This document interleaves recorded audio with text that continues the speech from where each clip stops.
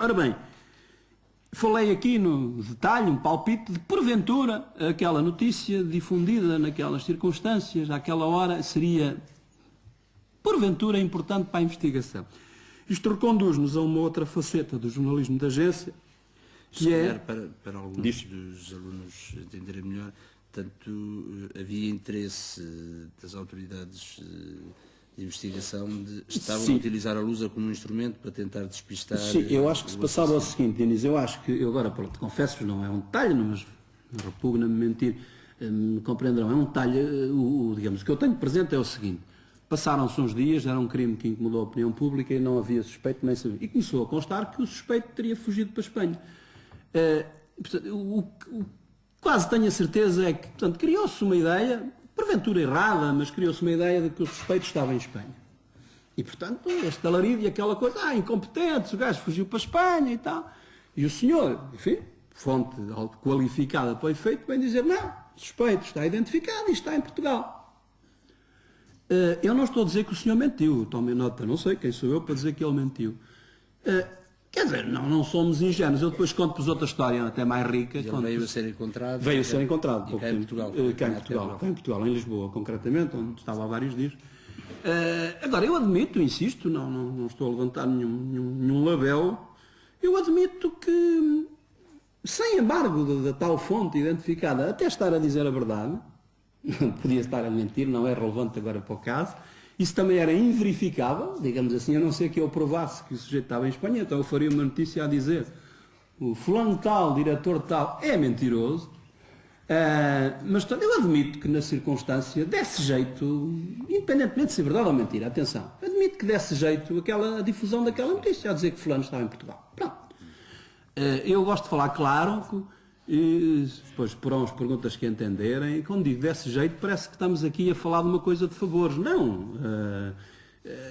A questão aqui, o quid está exatamente em ter exigido à fonte que ela se identificasse. E, portanto, não apareceu ninguém sob anonimato a dizer uma coisa que lhe convinha.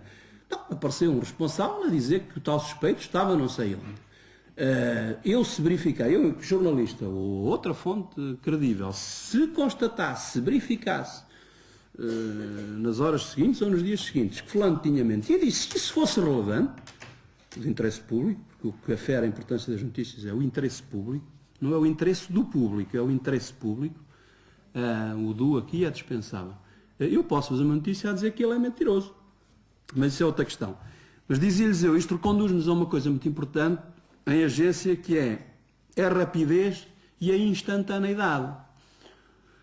Ora bem, eu vou-vos contar 2 episódios que têm a ver rapidez, portanto, porque, enfim, é uma informação produzida sobre factos e, portanto, quanto mais depressa for noticiado, é para isso, digamos, desde logo, não há uma questão de capricho, é desde logo para ser útil ao cliente, não é? Quer dizer, se eu estou a distribuir a minha informação para uma panóplia de clientes, quanto mais depressa eu lhes transmitir coisas que eles não sabem, preferencialmente que eles não sabem, mais depressa os habilito ou a investirem naquele assunto, como o grande assunto do dia, ou a decidirem que eles próprios destacam 1 ou 2 jornalistas para cobrir aquele episódio. Pronto, quer dizer, quanto mais depressa eu habilitar o meu cliente com determinada informação, mais útil sou. E é esta a lógica.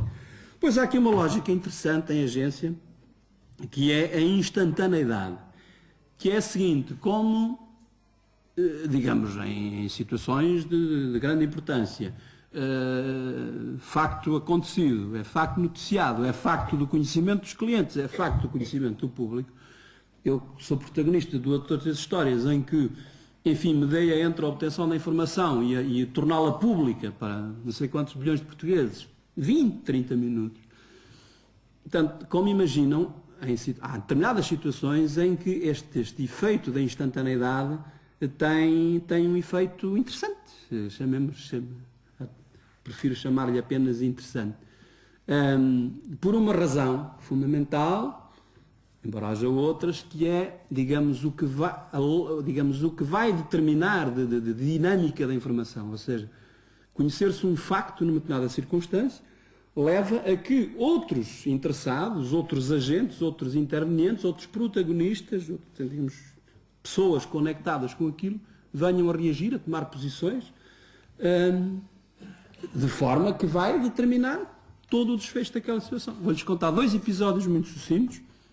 O primeiro, no Congresso do PSD, em fevereiro de 95. O contexto é rico. Saída de Cavaco Silva da liderança do PSD, depois de um famoso tabu, que veio a desembocar numa primeira candidatura presidencial em 96.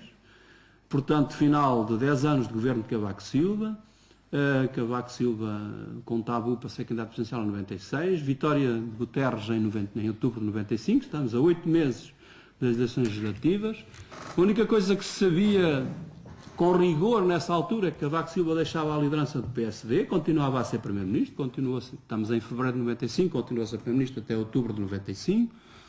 Havia um número 2 do PSD, chamado Fernando Nogueira, que não se sabia muito bem se era verdadeiro número 2 do governo ou não. Houve inclusive uma tentativa de Cavaco Silva de fazer dele vice-primeiro-ministro, e o então presidente Soares não consentiu, porque achou que isso, enfim, tinha mais a ver com uma estratégia de propaganda e de campanha eleitoral, e, portanto, não nomeou Fernando Nogueira, não lhe deu esse estatuto de vice-primeiro-ministro. E, portanto, Congresso do PSD, em fevereiro de 95, com o incontornável Pedro Santana Lopes, de boa memória, com Durão Barroso, que depois por lá passou, e com Fernando Nogueira, que, tendo vencido esse Congresso e tendo disputado as legislativas de 95 com Guterres, enfim, se afastou da política e é quadro do Banco Comercial Português em Paris. Bem, então o que é que se passou? Nesse Congresso, no Coliseu, em Lisboa, passou-se que a determinada altura, digamos, a luta era acérrima entre o Fernando Nogueira e o Durão Barroso, cada um com as suas hostes. A determinada altura, um senhor chamado Luís Filipe Menezes, que hoje é Presidente da Câmara de Gaia, como sabe, e que também foi candidato à liderança do PSD no último Congresso em Pombal, proferiu uma intervenção inflamada, em que, para levar água ao seu moinho, apoiante de Fernando Nogueira, acusou, grosso modo, Durão Barroso de ser um expoente de uma elite do PSD e chamou-lhe, passo a citar, sulista, portanto, o sul por oposição ao norte e ao centro, elitista e liberal. Portanto, brindou com estes 3 adjetivos. Depois isto pode ser pretexto para lhes falar de como não se deve usar adjetivos em agência. Portanto, chamou-lhe sulista, elitista e liberal. O Coliseu veio abaixo com uma, desculpem a expressão, pateada, monumental. O senhor ficou sem falar não ficou sem falar durante minutos. Ficou toda a gente sem falar durante vários minutos e ele não continuou a falar. Chorou até. Chorou. Pronto, foi uma balbúrdia. E este vosso amigo teve a sorte, a tal história de estar na hora certa ao lugar certo. Estava ali assim ao pé de uma portinha e saiu uma fonte.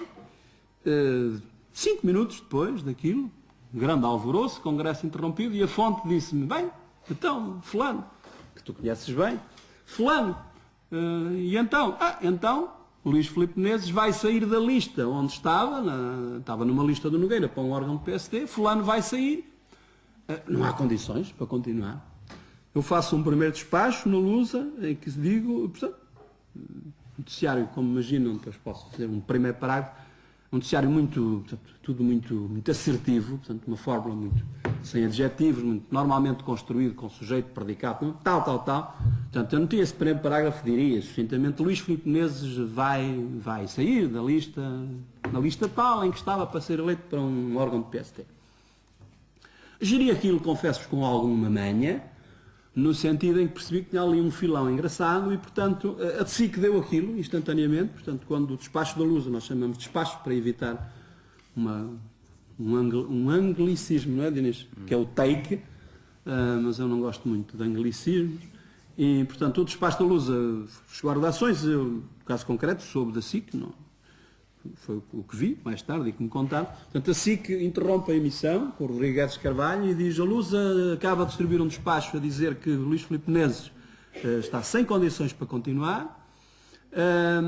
5 minutos depois disse quem ia substituí-lo, que era o Paulo Mendes, então Ministro da Saúde. Dizia: Paulo Mendes vai substituir Luís Filipe Menezes na lista de onde ele foi desalojado. Pronto, isto teve, como vem aqui, uma dinâmica.